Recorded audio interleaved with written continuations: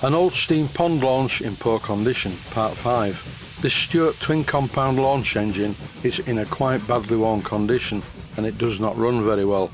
The first thing to do is to clean the area on the high pressure cylinder inlet, which leaks badly, and rethread it entirely. Looking at the steam regulator that I intend to fit, followed by some slight modifications to other parts of the engine. This steam engine does need some adjustment and it does need some repairs. And the first part of the engine to look at is the main steam inlet. Quite a lot of the steam, or in this case air, leaks out before it gets into the engine. So I'm having a look at how it's put together. And there's a small brass fitting, 2 fibre washers and a strange looking flange. So I'm going to remove the strange looking flange and I think I'll discard that and make another. As I undo these small bolts, and you will notice I'm not using a Barco spanner for this, I'm using a small BA spanner, but they're coming out very easily, far too easily as far as I'm concerned. And I really don't think these are the correct size bolts for the holes. It's a bit messy around this area, so as soon as I got the flange off, I got the craft knife to work and scraped off part of the old gasket and generally all the crud that was underneath the gasket. I scraped away with the craft knife for quite a while.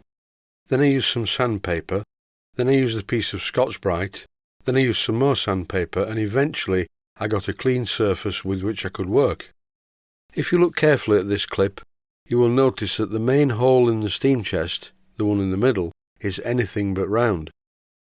So I re-drilled it 7/32 of an inch, and I'm now threading it 1/4 so I can put a commercial union in there. After I've finished drilling and tapping the hole, I used a powerful compressed air jet to blow away any traces of swarf that may have been left in the hole. And if you use compressed air to blow things about in the workshop, you must wear safety glasses. What I could do, I suppose, is just use my threaded union and plug up the holes in the steam chest, but that wouldn't look good. The problem is, these holes in the steam chest are of a strange size. They look like 5BA, but they're not. And the bolts that were originally in there were 6BA, and they were a rattle fit, so I'm a bit puzzled about this, but anyway, what I'm going to do is rethread the holes 5BA.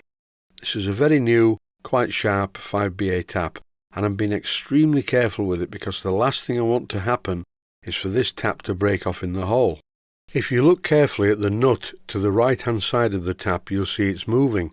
That's because it's just glued on. Because the tap is now touching the stud inside, and the nut then fell off, still firmly attached to a blob of glue. I will look into this in detail later and fix it. In this clip, I'm marking out the hole positions on a piece of brass. I did, however, correct the position of the centre hole and drilled and reamed it 1/4 of an inch. You'll see why in a minute. After I'd finished shaping and cleaning this piece of brass, I gave it a bit of a coat of Loctite 542, so when it's held to the steam chest, it's never going to leak.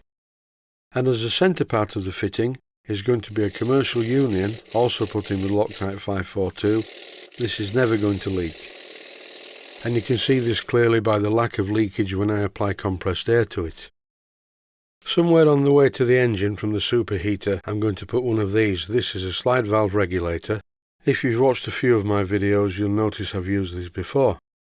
With this type of regulator, it is very important to make sure you have an oil supply before the regulator, that way the port face doesn't get scored. It's now time to clean up the steam fittings, and I'm cleaning the pressure gauge with a piece of Brasso wadding, as you can see here. I did not put the pressure gauge in the acid bath with all the other components. Here's the siphon from the pressure gauge, and it's looking quite clean now.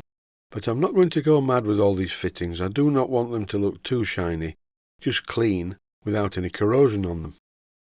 A quick note that I've probably mentioned before, when you fit a pressure gauge siphon to a pressure gauge, always support the pressure gauge with a spanner and then use another spanner to tighten the nut. So here are all the clean parts, the boiler bands, followed by the pressure gauge and siphon, and all the other bits. And now back over to the engine. This is the exhaust side of things. And again, it's not very good, it leaks. But this is a quick fix. Nothing that a bit of 542 and a couple of washers won't put right. The only problem really is the thread on the pipe fitting is just a little bit too long for the flange that mounts onto the cylinder. so just another washer stopped it from leaking. These are very small jobs, but they're very accumulative. If you don't take care of them, it's very frustrating when you run the engine and there's steam and oil residue coming out from everywhere.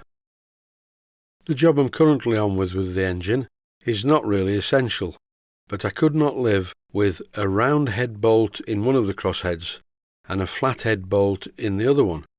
So I fitted a matched pair of 5BA bolts into both of the crossheads.